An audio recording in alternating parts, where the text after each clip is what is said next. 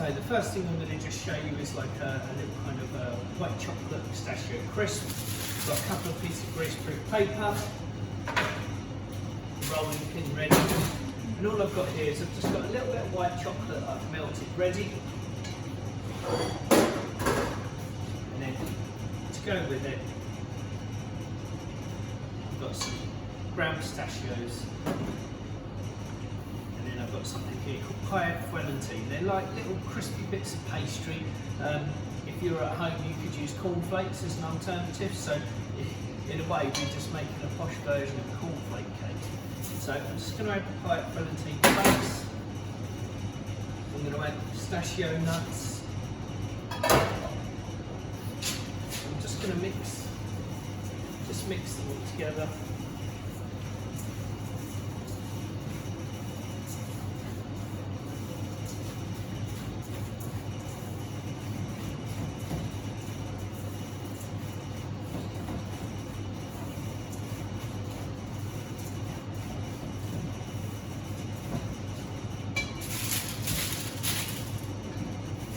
Make sure it's well mixed. You don't want clumps of white chocolate there because you really want all of this to stick together. So, like I say, it's quite easy to replace this with cornflakes. Or something a bit more different flavour as well. You could do like crunchy nut cornflakes, got a honey flavour which go quite nice. Rhubarb and chocolate.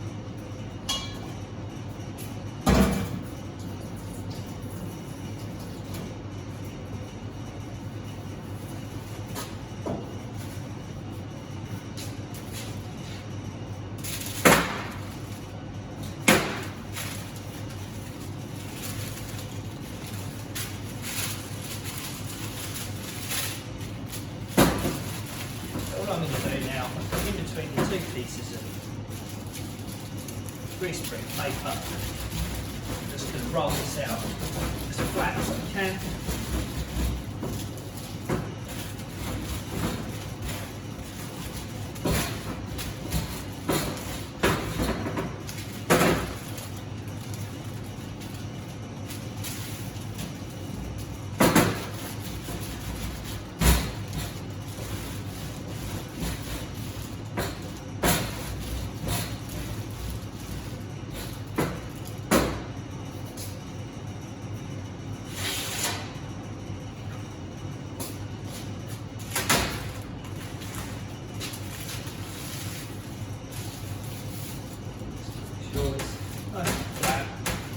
Together. Now all I'm going to do is I'm going to put this in the fridge so it sets till the white chocolate sets, and I'm going to cut it out as a crisp. If I was making say an entremet, I could put that in a layer, maybe into the bottom of the entremet. If I was doing say a white chocolate mousse or a ginger mousse, to then have a rhubarb layer on top, I could have that underneath as a crunchy layer. Okay, so just a different thing rather than using a sponge base like as your cotton base. So what I'm going to do is let that set in the fridge, and I'm going to use that later for some garnishing. So the next one I'm going to do, I've got some ice malt here. I'm just going to put that on the stove.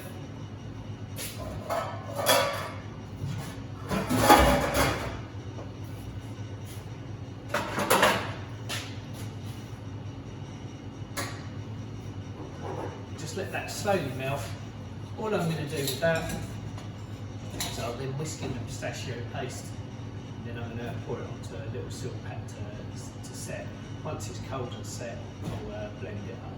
So just to 150 degrees for the isomalt, whisk in, let it set, and then I'll show you the finishing off of that as well. So another thing I'm going to quickly do, just to show you a different way of crystallizing nuts. There's a couple of different ways we can do crystallization of nuts. So one would be to boil up a sugar syrup, add your nuts, and pour it onto the silk pan, and the sugar will crystallize and set. With this one, all I've done is I put a tiny bit of water in with some pistachios. They've just got a little bit wet on the outside. Now all I'm going to do is just toss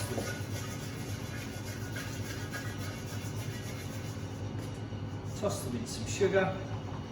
And now I'm going to put those in the oven at 200 degrees until the sugar melts and crystallises on the nut. So again, a really simple thing, simple to do at home. My crystallised pistachios, I've done the water with the sugar and I put them in the oven. They take just took 2 minutes, like that. Any longer, then the sugar goes from crystallising to starting to caramelise on a high heat. But they've just got a light coat over them, so they'll be nice and crisp without being completely smothered and ruined in sugar. So here I've got the bit of ice malt that I've brought up to 150 degrees to melt.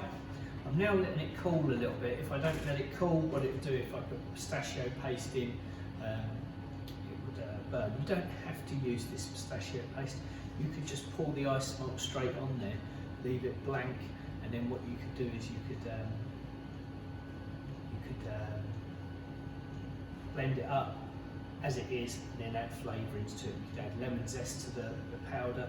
We have yoghurt powder that we use, one of the Textures products, so it's a yoghurt powder, so it gives it a yoghurty flavour, different things like that. So once it's powdered, then you can add different flavourings to it as well.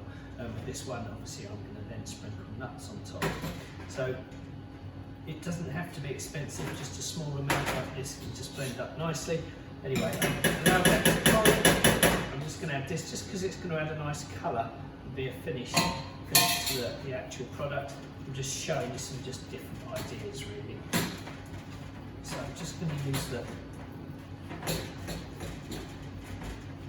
spatula just to push all of that together.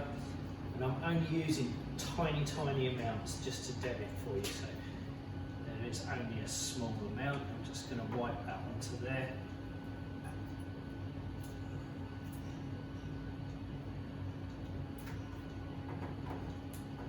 That's already settled quite quickly, but that's ready to go. So now all I'm going to do is let that go cold and I'll dust that into a powder. Now I'm going to have a look at finishing off my tuile. I've blended it up. It's not as fine as I want it. I'd really want it super fine. The reason being for that is I'm only doing such a small amount. It hasn't really blended up quite as much as what I wanted, but I can still sprinkle it through. I've got a little I've made myself a little stencil here, and all I'm going to do is just give myself a nice layer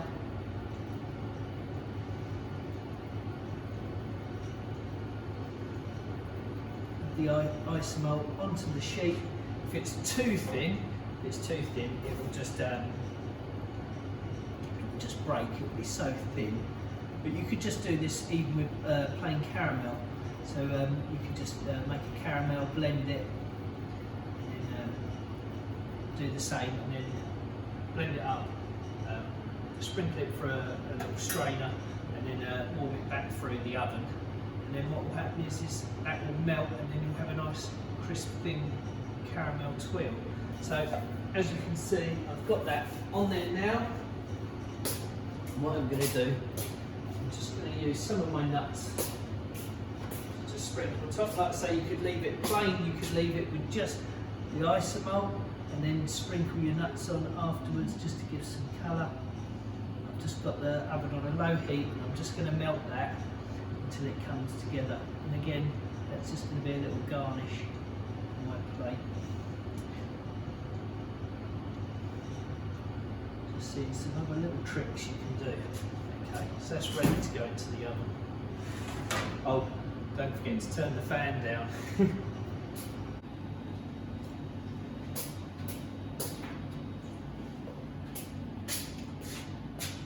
So here's the dessert that I made at home. It's a pistachio giconde. I've then got a vanilla bavarois, an orange and white chocolate mousse. And then what I've done is I've just used some of the rhubarb poaching liquor, and I've set it to make a glaze on the top, so a rhubarb top. Here I've got some poached rhubarb I did at home. I've got the crisp that I made with the pie at Valentine and the white chocolate and the pistachio. That could be used instead of the giconde on the bottom. So what you could do is when you have your mould, you could press that into the bottom before then you set your layers. Okay. I've then also got these crystallised pistachios, and then I've got my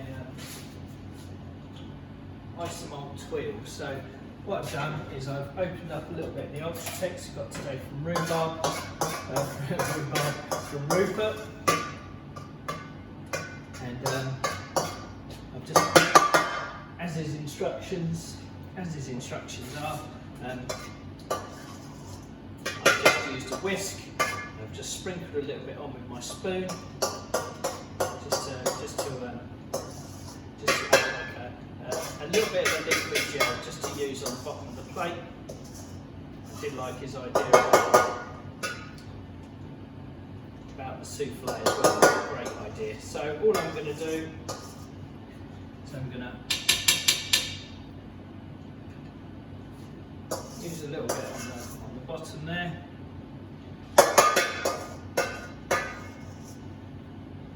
Another little bit just there, just like a little blob for garnish.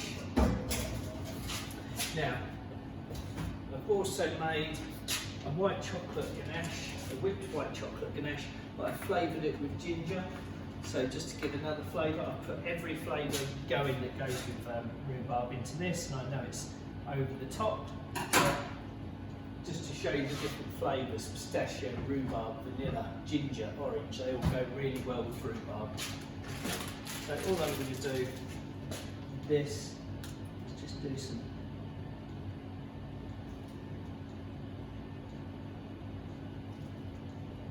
blobs as we go along.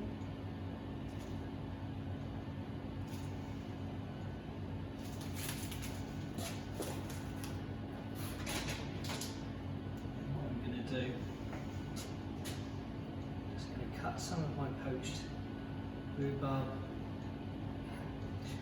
just to place in the middle.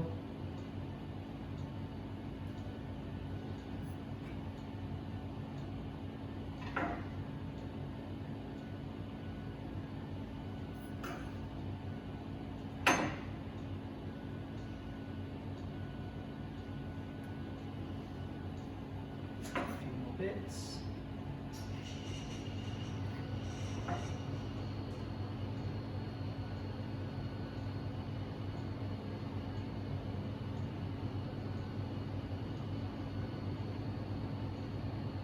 That's where I need my tweezers.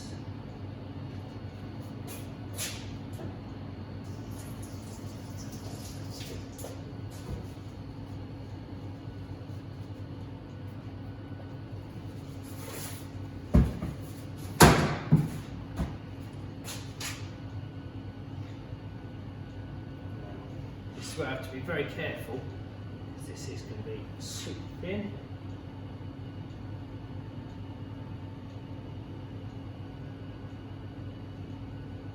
Crisp, don't want it to snap.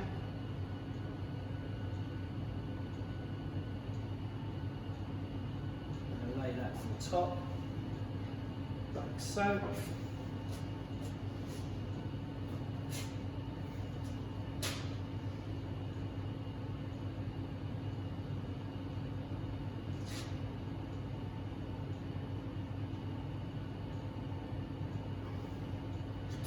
That on the top. So I'm not going to do too much more to it than that. I might just lay a few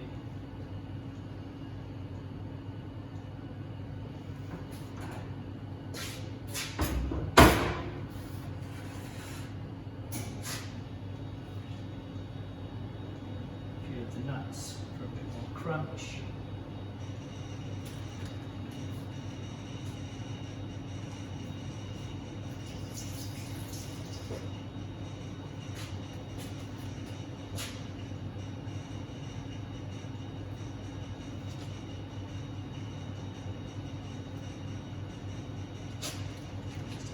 Blobs of the whipped ganache.